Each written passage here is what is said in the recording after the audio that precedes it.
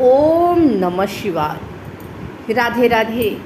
आइए सुनते हैं श्रावण मास महात्म्य का पहला अध्याय। ईश्वर शरद कुमार संवाद। शौनक बोले, हे सूत, हे महाभाग, हे व्यास शिष्य, हे अकल्मष, आपके मुख कमल से अनेक आख्यानों को सुनते हुए हम लोगों की तृप्ति नहीं होती है, अपितु बार बार सुनाने की इच्छा बढ़ती जा रही है। तुला राशि में स्थित सूर्य में कार्तिक मास का महात्म्य, मकर राशि में माघ मास का महात्म्य और मेष राशि में स्थित सूर्य में वैशाख मास का महात्म्य और इसके साथ उन मासों के जो भी धर्म हैं उन्हें आपने भली भांति कह दिया। यदि आपके मत में इनसे भी अधिक महिमामय कोई मास हो तो, भगवत प्रिय कोई धर्म हो तो आप उसे अवश्य कहिए, जिसे सुनकर कुछ अन्य सुनने की हमारी इच्छा न हो। वक्ता को श्रद्धालु श्रोता के समझ कुछ भी छिपाना नहीं चाहिए। सूत जी बोले, हे मुनियों, आप सभी लोग सुने। मैं आप लोगों के वाक्य गौरव से अत्यंत संतुष्ट हूँ। आप लोगों के समझ मेरे लिए कुछ भी गोपनीय नहीं है। दंभ रहित होना, आस्तिकता, सठता का परित्याग, उत्तम भक्ति सुनने की इच्छा, विनम्रता, ब्राह्मणों के प्रति भक्ति, परायणता, सुशीलता, मन की स्थिरता, पवित्रता, तपस्विता और अनसूया, इस श्रोता के 12 गुण बताए गए हैं। ये सभी आप लोगों में विद्वान हैं, अतः मैं आप लोगों पर प्रसन्न होकर उस तत्व का वर्णन करता हूँ। एक समय प्रतिभाशाली सनत कुमार ने धर्म को जानने की इच्छा से परम भक्ति से युक्त होकर विनम्रतापूर्वक ईश्वर भगवान शिव से पूछा। सनत कुमार बोले, योगियों के द्वारा आराधनीय चरण कमल वाले हे देवदेव, हे महाभाग, हमने आपसे अनेक व्रतों तथा बहुत प्रकार के धर्मों का श्रवण किया, फिर भी हम लोगों के मन में सुनने की अभिलाषा है। 12 मासों में जो मास सबसे श्रेष्ठ, आपकी अत्यंत प्रीति कराने वाला, सभी कर्मों की सिद्धि देने वाला हो और अन्य मास में किया गया कर यदि इस मास में किया जाए तो वह अनंत फल प्रदान कराने वाला हो, हे देव, उस मास को बताने की कृपा कीजिए। साथ ही लोकानुग्रह की कामना से उस मास के सभी धर्मों का भी वर्णन कीजिए। ईश्वर बोले, हे सनत कुमार, मैं अत्यंत गोपनीय भी आपको बताऊंगा। हे शुभ्रत, हे विधिनंदन, मैं आपकी श्रवणेच्छा तथा भक्ति से प्रसन्न हूँ। 12 मासों में श्रावण मास मुझे अत्यंत प्रिय है।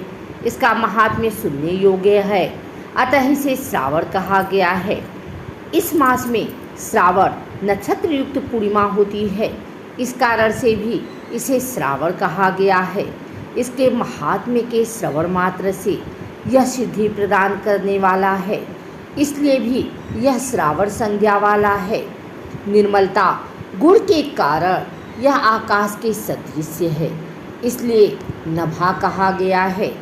इस श्रावण मास के धर्मों की गणना करने में इस पृथ्वी लोक में कौन समर्थ हो सकता है, जिसके फल का संपूर्ण रूप से वर्णन करने के लिए ब्रह्मा जी 4 मुख वाले हुए, जिसके फल की महिमा को देखने के लिए इंद्र 1000 नेत्रों से युक्त हुए और जिसके फल को कहने के लिए शेषनाग 2000 जिह्वाओं से संपन्न हुए।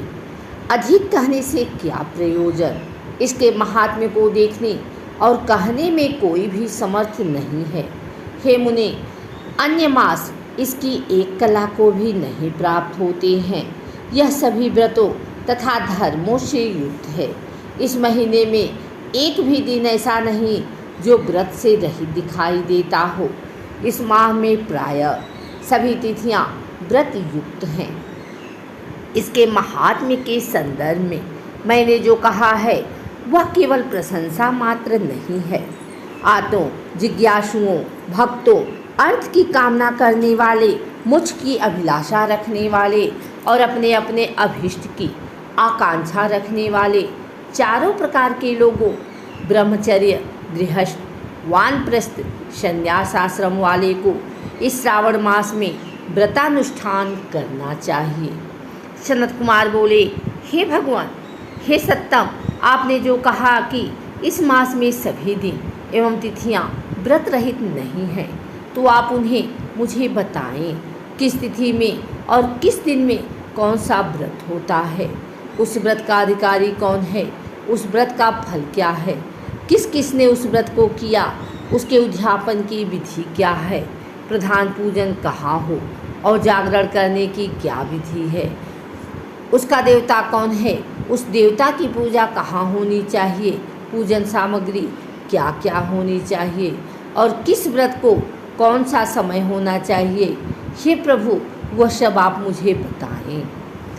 यह मास आपको प्रिय क्यों है, किस कारण यह पवित्र है, इस मास में भगवान का कौन सा अवतार हुआ, यह सभी मासों से श्रेष्ठ कैसे हुआ और इस मास में कौन कौन से धर्म के अनुष्ठान योग्य हैं।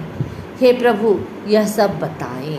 आपके समक्ष मुझ अज्ञानी का प्रश्न करने में कितना ज्ञान हो सकता है, अतः आप संपूर्ण रूप से बताएं। हे कृपालो, मेरे पूछने के अतिरिक्त भी जो जो शेष रह गया हो उसे भी लोगों के उद्धार के लिए कृपा करके बताएं। रविवार, सोमवार, भौमवार, बुधवार, बृहस्पतिवार, शुक्रवार और शनिवार के दिन जो करना चाहिए, हे विभो, वह सब मुझे बताएं। आप सबके आदि में आविर्भूत हुए हैं, अतः आपको आदि देव कहा गया है। जैसे एक की विधि बाधा से अन्य की विधि बाधा होती है, वैसे ही अन्य देवताओं के अल्प देवत्व के कारण आपको महादेव माना गया है। तीनों देवताओं के निवास स्थान पीपल वृक्ष में सबसे ऊपर आपकी स्थिति है। कल्याण रूप होने के कारण आप शिव हैं और पाप समूह को हरने के कारण आप हर हैं। आपके आदि देव होने में आपका शुक्ल वर्ण प्रमाण है, क्योंकि प्रकृति में शुक्ल वर्ण ही प्रधान है, अन्य वर्ण विकृत है। आप कर्पूर के समान गौर वर्ण के हैं, अतः आप आदि देव हैं। गणपति के अधिष्ठान रूप 4 दल वाले मूलाधार नामक चक्र से, ब्रह्मा जी के अधिष्ठान रूप 6 दल वाले स्वाधिष्ठान नामक चक्र से और विष्णु के अधिष्ठान रूप 10 दल वाले मणिपुर नामक चक्र से भी ऊपर आपके अधिष्ठित होने के कारण आप ब्रह्मा तथा विष्णु के ऊपर स्थित हैं। यह आपकी प्रधानता को व्यक्त करता है। हे देव, एकमात्र आप ही पूजा से पंचायतन पूजा हो जाती है, जो कि दूसरे देवता की पूजा से किसी भी तरह संभव नहीं है। आप स्वयं शिव हैं। आपकी बाईं जांघ पर शक्ति स्वरूपा दुर्गा, दाहिनी जांघ पर गणपति, आपके नेत्र में सूर्य तथा हृदय में भक्तराज भगवान श्री हरि विराजमान हैं। अन्न के ब्रह्म रूप होने तथा राज के विष्णु रूप होने और आपके उसका भोक्ता होने के कारण हे ईशान, आपके श्रेष्ठत्व में किसी संदेह हो सकता है। सबको विरक्त की शिक्षा देने हेतु आप शमशान में तथा पर्वत पर निवास करते हैं। ऐसा महर्षियों ने कहा है। जगत का संहार करने वाले हलाहल को गले में किसने धारण किया? महाप्रलय की कालाग्नि को अपने मस्तक पर धारण करने में कौन समर्थ था? संसार रूप अंधकूप में पतन के हेतु कामदेव को किसने भस्म किया? आप ऐसे ही आपकी महिमा का वर्णन करने में कौन समर्थ हैं? एक तुच्छ प्राणी में करोड़ों जन्मों में भी आपके प्रभाव का वर्णन नहीं कर सकता। अतः आप मेरे ऊपर कृपा कर मेरे प्रश्नों को बताएं। इस प्रकार श्री स्कंद पुराण के अंतर्गत ईश्वर सनत कुमार संवाद में श्रावण मास महात्म का पहला अध्याय पूर्ण हुआ।